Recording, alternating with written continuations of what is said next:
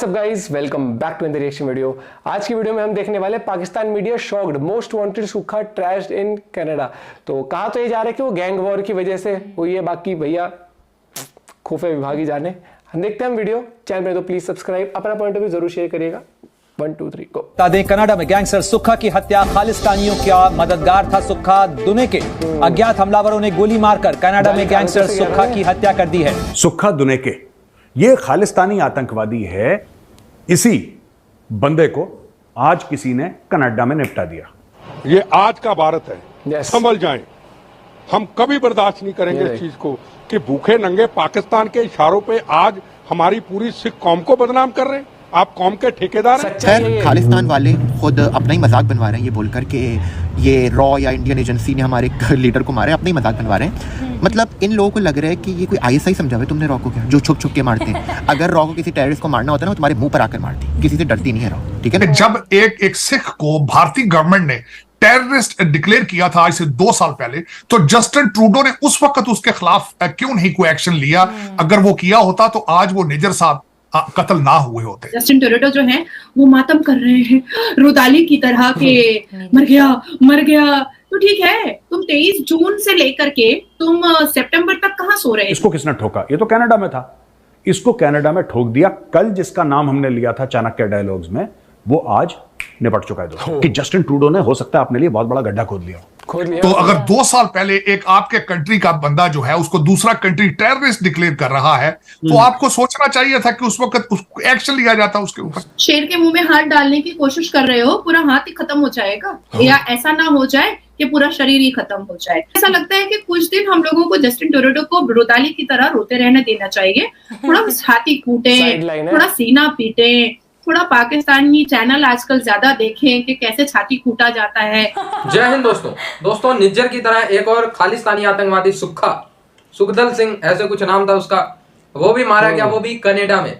अज्ञात हमलावरों ने मारा है भाई। अज्ञात हमलावर कौन थे? लोग कह रहे कि आपसी रंजिश भी थी, कोई गैंग वॉर की भी रंजिश थी।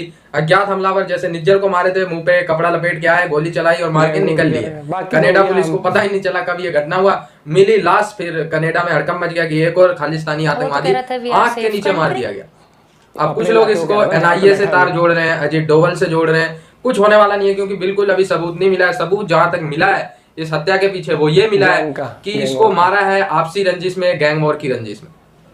तो दोस्तों, एक एक करके ये खालिस्तानी निपटते जा रहे हैं। और दूसरी तरफ जो कनाडा ने भारत के खिलाफ बयान दिया है, इसको लेके कनाडा फंसता हुआ नजर आ रहा है। कोई भी इनके साथ खड़ा नहीं है। ट्रूडो को अब सख्ती, नरमी दिखानी पड़ी। जितनी सख्ती के साथ उन्होंने भारत पे आरोप लगाए थे, अब उतना ही नरम पड़ रहे हैं उनके तेवर। कोई भी G7 कंट्रीज उनके साथ नहीं खड़ा आ रहा है। और जो 5 आईज हैं, जितने भी 5 आई मतलब है, वो कोई भी इनके साथ नजर नहीं है। इसको कनाडा में ठोक दिया। कल जिसका नाम हमने लिया था चाणक्य डायलॉग्स में, वो आज निपट चुका है दोस्तों। आपको भारत की जरूरत है, भारत को आपकी जरूरत नहीं है भाईजान। You are prime minister of Canada. आपको पहले रिसर्च करनी चाहिए थी, इन्वेस्टिगेशन करनी चाहिए थी। एलिगेशन बेसिस के ऊपर आपको इतना बड़ा ब्लंडर नहीं करना चाहिए था, नंबर 1। अब उसके बाद उन्होंने क्या किया है? उसके बाद उन्होंने जायंट स्टेटमेंट लेने की कोशिश की अमेरिका से और बर्तानिया से। दोनों ने रिफ्यूज किया। अमेरिका ने कहा है कि आप पहले अपनी योर इन्वेस्टिगेशन, योर स्टेटमेंट, आप पहले इन्वेस्टिगेशन करें, उसके बाद उससे डील करें। जो बर्तानिया ने स्टेटमेंट दी है, उन्होंने उससे भी लोअर क्लास की स्टेटमेंट दी, उसमें भारत का नाम ही नहीं है। दूसरी उन्होंने ट्राई की, एक ऑर्गेनाइजेशन है 5 आईज कंट्रीज, उन्होंने उनसे स्टेटमेंट लेने की कोशिश की, वहां से उनको कोई सपोर्ट हासिल नहीं हुई। उनकी फॉरेन मिनिस्टर इस वक्त यूनाइटेड नेशंस के इजलास के लिए न्यूयॉर्क आ चुकी हैं और उन्होंने कहा है कि वो G7 कंट्रीज से ये इसकी सपोर्ट हासिल करने की कोशिश करेंगे। लेकिन मेरे ख्याल में इन एलिगेशन की बेसिस पे, इल्जामात के बेसिस के ऊपर कोई भी जो कंट्री है वो इनको सपोर्ट नहीं देगा।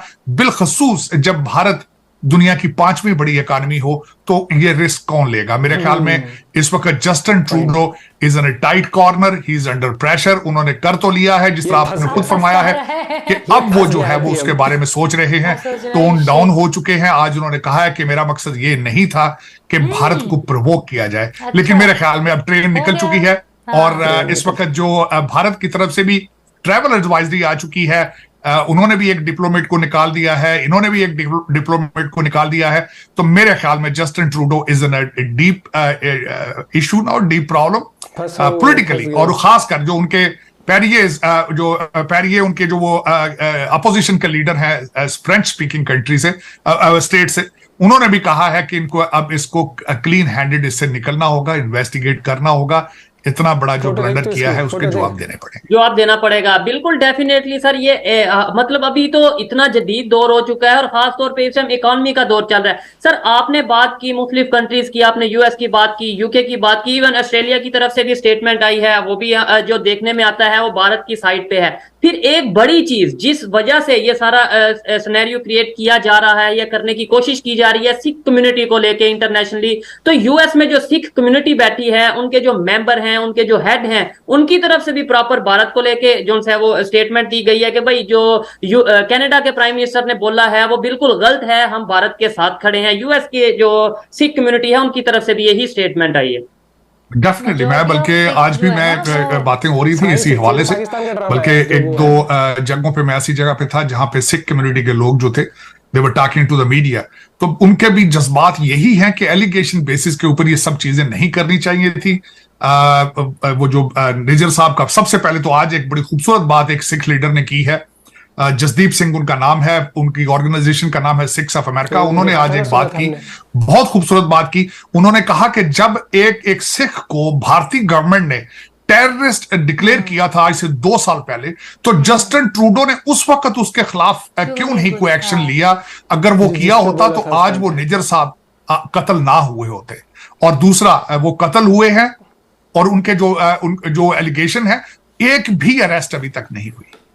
और उसके अंदर मैं समझता हूं कि ये वाकई ही अगर देखा जाए तो अगर 2 साल पहले एक आपके कंट्री का बंदा जो है उसको दूसरा कंट्री टेररिस्ट डिक्लेयर कर रहा है, तो आपको सोचना चाहिए था कि उस वक्त उसको एक्शन लिया जाता उसके ऊपर। तो आज आप उसी चीज के ऊपर अब 3 महीने के बाद, उसके मर्डर के बाद, आज आप उसके ऊपर सियासत कर रहे हैं। मेरे ख्याल में जिस तरह मैंने आपको कहा है कि he is in a deep waters now. ठीक है सर, खास तौर पे G20 के मतलब अगर हम देखेंगे G20 के से होने, G20 कंप्लीट होने के बाद ये चीजें बढ़ती नजर आई हैं और अचानक ही बढ़ती नजर आई हैं। उससे पहले मतलब 3 माह हो चुके हैं मर्डर को, और उसके बाद ये सारा सीन हुआ, खामोशी रही, और अभी अचानक से ये चीज सामने आना, सिर्फ वोट बैंक है या इसके अलावा इंटरनेशनल कम्युनिटी से भी थोड़ा सा कोई प्रेशर है? वोट बैंक लेना है इंटरनेशनल कम्युनिटी अगर देखा जाए तो इस वक्त मैं उससे, मेरी ओपिनियन थोड़ी सी डिफरेंट है। वो इस तरीके से कि G20 का जो इमेज राइज हुआ है उससे इसको डैमेज तो हुआ है, इसमें कोई शक नहीं, लेकिन वेस्टर्न सिविलाइजेशंस मोस्टली जो है वो अंडर इंडियन डायस्पोरा प्रेशर में है। वो इस वक्त देखा जाए तो अमेरिका जो है वो तो इंडियन डायस्पोरा चला रहा है अमेरिका को। वो इस तरह का अमेरिका से, ऋषि सुनक है बर्तानिया में, अल्टीमेटली उन्हें पता होना चाहिए था कि अगर मैं ये काम करूंगा तो वो इस तरह का to bring India down after G20, तो ना बर्तानिया सपोर्ट करेगा ना अमेरिका सपोर्ट करेगा। तो मेरे ख्याल में ये वो नहीं है, ये वही है कि अपनी इंटरनल इनकी पॉपुलैरिटी कम हो रही थी, इनको आगे इलेक्शन इनको नजर आ रहा था कि नहीं जीत पाएंगे, और वो जो 25 वोट जो है वो मिस्टर जसप्रीत सिंह की पार्टी के वो पक्के करने के लिए मेरे ख्याल में जस्टिन ट्रूडो साहब ने इतना बड़ा रिस्क लिया है। वैसे भी अभी रिसेंटली उनकी डाइवोर्स हुई है, इमोशंस भी हो सकते हैं, मायूसियां भी हो सकती हैं, और उसका फिर उन्होंने यही, और फिर जब खासकर जहाज खराब हो जाए आपका किसी ऐसे फॉरेन सॉइल पर और आपको कोई घास ना डाले और आपके हालात ये हो जाए, तो फिर आप इस तरह के ब्लंडर कर सकते हैं, ऐसी कोई बड़ी बात नहीं। और मेरा ये ब्लंडर है, मैं समझता हूं कि बहुत बड़ा ब्लंडर किया है उन्होंने, और उसका रिजल्ट निकलेगा, आप देखेंगे कि he will lose the popularity in his own country. तो इसको यूएस ने भी क्रिमिनल ऑफेंस बुलाया था। तो ऐसी हरकतें जो हैं ये खालिस्तानी ने, सिर्फ ऐसा नहीं है कि सिर्फ कनाडा में ये मिचल मीटिंग कर रहे हैं या इंडिया को गाली दे रहे हैं, नहीं, इन्होंने जस्टिन ट्रूडो के छत्र छाया में रह करके इन्होंने फ्रांसिस्को को बहुत परेशान किया, इन्होंने यूएस को बहुत परेशाान किया। तो दोस्तों एक तरफ चुन चुन के, सही बात है, और वो जो सरदार जी थे, जो लीडर थे, उन्होंने जो बोला ना, बिल्कुल से वो नाम खराब कर रहे हैं। ये जो लोग हैं ना खालिस्तानी, ये नाम खराब कर रहे हैं कम्युनिटी का। और मैं बता रहा हूँ कि उनको अलग ही देखो भैया, जैसे पाकिस्तान, और ये देखा, याद होगा मैंने पहले भी कहा था, जैसे पाकिस्तान को IMF से फंड मिला, ये गतिविधियां बढ़ गई थी। और ये जो सो कॉल्ड, ये जो खालिस्तानी का जो प्रोपेगेंडा लेके जो चल रहे हैं ना, जो बड़े बड़े लोग जो सो कॉल्ड, उनके लिए बड़े बड़े लीडर्स हैं, उनका मकसद है कि भैया जैसी अगर जो एक इमेजिनरी वर्ल्ड है इनका, अगर वो बन जाएगी खालिस्तानी, मैं तो कह रहा हूँ कनाडा वालों तुम ही दे दो, तुम्हें अगर देना है तो तुम्हारी इतनी सी ठीक है। population अगर इतना नहीं, बड़ा अभी पहले पॉइंट क्लियर होने दे। अगर मैं लोगों का, अगर कोई कई लोग आते हैं ना जो अगर क्रिटिसाइज करने भी आते हैं, तो एक चीज बता रहा हूँ, उनका मकसद है कि जो सो कॉल्ड खालिस्तान का बन गया तो उसके लीडर बन जाएंगे, पॉलिटिशियन, कोई मंत्री बनेगा, कोई मंत्री बनेगा, और फिर देश में तो पैसा होगा नहीं उसमें, नहीं उसमें देश में पैसा होगा नहीं, देश चलाने के लिए IMF से पैसा लेते रहेंगे, कर्जा बढ़ाते रहेंगे, देश डूबता रहेगा, उस आम जनता के ऊपर टैक्स जैसा पाकिस्तान का हाल है, समझो। लेकिन समझना नहीं चाहता कोई भी। मेरे को लग रहा है पाकिस्तान ऑलरेडी इतना बड़ा एग्जाम्पल है, तब भी लोग नहीं समझ रहे यार, मजाक बना के रख दिया ना। तो ये देखना कि एक तो जाली सर्टिफिकेट ले लेके पहुंच जाते हैं वहां पर, और वो देश भी इतना तो ऐसे हो गए वो कैसा डेवलप्ड, कैसा ओसामा पाकिस्तान में मिला था ना, तब हमें नहीं पता, हमें जैसे अगर किसी कंट्री ने किसी को बता दिया 2 साल पहले टेररिस्ट डिक्लेयर कर दिया है, तो कुछ चलो वो एकदम बंदा अरेस्ट भी ना करे, मतलब अरेस्ट करना करा, छानबीन तो करोगे, छानबीन करोगे या उस कंट्री से एटलीस्ट। और आप अपने देश के अंदर मतलब कि इस तरीके से लोग आ रहे हैं अगर जाली सर्टिफिकेट बना के, और पता है कि उनका इतिहास इंडिया के अंदर अगर टेररिज्म वाला है, अत्याचार और उसमें अत्याचार करना और अत्याचार होने में बहुत फर्क होता है। तो जो यहाँ पर इंडिया में जो गैंगस्टर टाइप लोग हैं जो वहां जा रहे हैं, क्या तुम मतलब तुम्हारा जो वीजा डिपार्टमेंट है या फिर तुम्हारा जो क्या R&D करता नहीं? हमें तो सुनने में आता है भाई 2-2 महीने लग जाते लोगों के वीजा लगने में, अगर 5-5 साल के लिए जा रहे हैं, 10-10 साल के लिए जा रहे हैं, पूरा बैकग्राउंड चेक होता है। ये कौन सा बैकग्राउंड चेक करता होता है जो बिल्कुल बेचारे नॉर्मल किसी अच्छे कोर्स के लिए, वही कह रहा हूँ, आम आदमी पिसता है भैया। इनके नहीं होते कुछ भी चेक। अपना पॉइंट भी जरूर शेयर करिएगा। Bye bye, take care.